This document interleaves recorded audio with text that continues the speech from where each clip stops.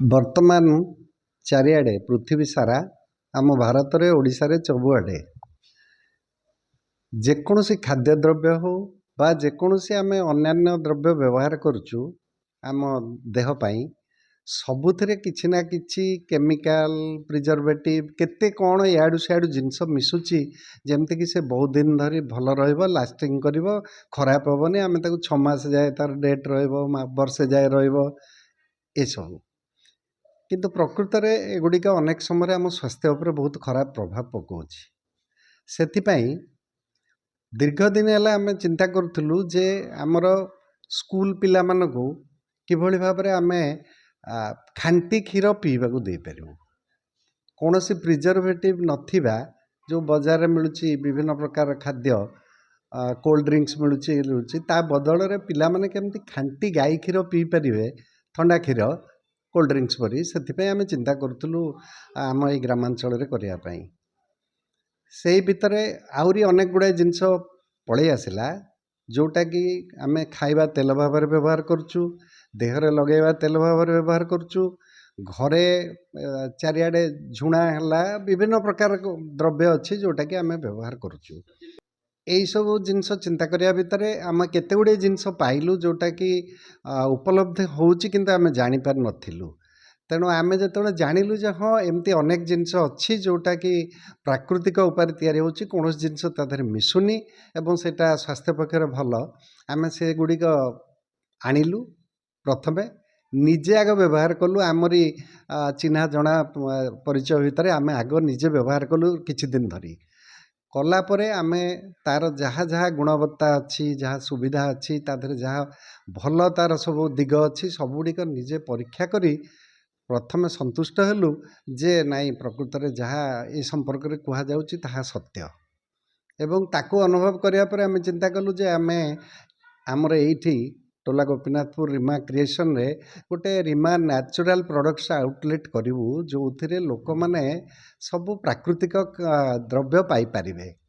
ଏବଂ ସେଥିପାଇଁ ଆମେ କଟକରୁ, ବାରିପଦାରୁ, ମୟୂରଭଞ୍ଜ ତାଙ୍କର ସୋସାଇଟି ଅଛି, ଆଦିବାସୀ ଯେଉଁମାନଙ୍କର ସୋସାଇଟି ଅଛି ସେସବୁରୁ ଏମିତି ବିଭିନ୍ନ ଜିନିଷ ଆଣିଲୁ ଯେଉଁଟାକି ସମ୍ପୂର୍ଣ୍ଣ ଭାବରେ ପ୍ରାକୃତିକ ଭାବରେ ତିଆରି ହେଇଛି। ସେ ଭିତରେ ମହୁ, ଝୁଣା, ଲେମନ୍ ଗ୍ରାସ୍ ଅଏଲ୍, ଲିମ୍ବ ତେଲ, କରଞ୍ଜ ତେଲ, ଜଡ଼ା ତେଲ, ନଡ଼ିଆ ତେଲ ଇତ୍ୟାଦି, ସୋରିଷ ତେଲ, ବାଦାମ ତେଲ, ଏମିତି ବହୁତ ପ୍ରକାରର ଜିନିଷ, ପ୍ରାୟ 15ଟା ପ୍ରକାରର ଜିନିଷ ଆମେ ଏଠି ବର୍ତ୍ତମାନ ତାକୁ ଆଣିଛୁ ଏବଂ ଉପଲବ୍ଧି କରେଇଛୁ ଯେଉଁଟାକି ଲୋକମାନେ ଏଠୁ ନେଇପାରିବେ ଏବଂ ନିଜେ ବ୍ୟବହାର କରିପାରିବେ। ପ୍ରଥମେ ଯେତେବେଳେ ଏଇ ପ୍ରଡ଼କ୍ଟ ଗୁଡ଼ିକ ଯାହା ଆମର ମିଳୁଛି ତାକୁ ଯିଏ ଦେଖିବ ଏବଂ ତା'ର ଦାମ ବିଷୟରେ ଶୁଣିବ, ନିଶ୍ଚୟ ତାକୁ ପ୍ରଥମେ ଲାଗିବ ଯେ ଏଇଟା ବହୁତ ଅଧିକା ଦାମ। ତ ଆମକୁ ବି ଲାଗୁଥିଲା ପ୍ରଥମେ ଯେତେବେଳେ ଆମେ ଦେଖିଲୁ ଆରେ ଏ ତ ଯେଉଁ ଜିନିଷଟା ବଜାରରେ ମିଳୁଛି ତାଠାରୁ ଡବଲ ଦାମ ଅଛି ଏଇଟା। ତ ଆମେ ତାଙ୍କୁ ପଚାରିଲୁ ଯେ ଏଇଟା ଡବଲ ଦାମରେ ନେବ କିଏ, ତା'ର ଦାମ 2 ଗୁଣ ପ୍ରାୟ। ନା 2 ଗୁଣ ସିନା ଦାମ, ପରିମାଣ ଲାଗିବ ଅଧା। ତେଣୁ ଆପଣ ଯେତିକି ପଇସା ଖର୍ଚ୍ଚ କରୁଛନ୍ତି ସେଇଥିପାଇଁ ସେଇ ଜିନିଷକୁ ବ୍ୟବହାର କରିବାରେ ତା'ର ଅଧା ଦାମରେ ଏଇଟାରେ ହେଇଯିବ ଏବଂ ଦେହକୁ କମ୍ ଯିବ। ଗୋଟେ ତେଲ, ଖାଇବା ତେଲ ଯେତେ ଦେହକୁ କମ୍ ଯିବ କିନ୍ତୁ ତା ଦେହରେ ରୋଷେଇ ଭଲ ହେବ, ସୁସ୍ୱାଦୁ ହେବ, ଗ୍ୟାଷ୍ଟ୍ରାଇଟିସ୍ ହେବନି। ଆମର ତ ଏବେ ସବୁ ଜିନିଷରେ ଗ୍ୟାସ୍ ଗ୍ୟାସ୍ ଗ୍ୟାସ୍, ସମସ୍ତେ ଚାରିଆଡ଼େ ବ୍ୟସ୍ତ ବିବ୍ରତ, ଗ୍ୟାଷ୍ଟ୍ରାଇଟିସ୍ ହେବନି ଏବଂ କମ୍ ପରିମାଣର ତେଲ ଆମ ଦେହକୁ ଯିବ ଏବଂ ଦେହ ସୁସ୍ଥ ରହିବ।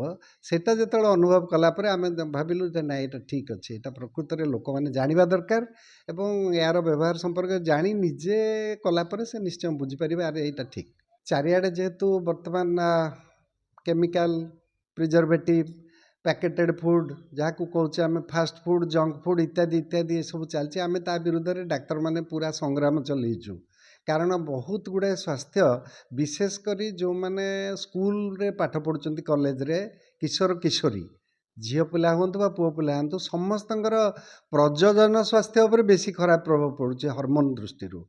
ତେଣୁ ସେଗୁଡ଼ିକ ଯଦି ଆମେ ତା'ର ପ୍ରତିରୋଧ କରିପାରିବା ତାହେଲେ ଆମକୁ ଏଇ ପ୍ରାକୃତିକ ଖାଦ୍ୟକୁ ବ୍ୟବହାର କରିବାକୁ ହିଁ ପଡ଼ିବ।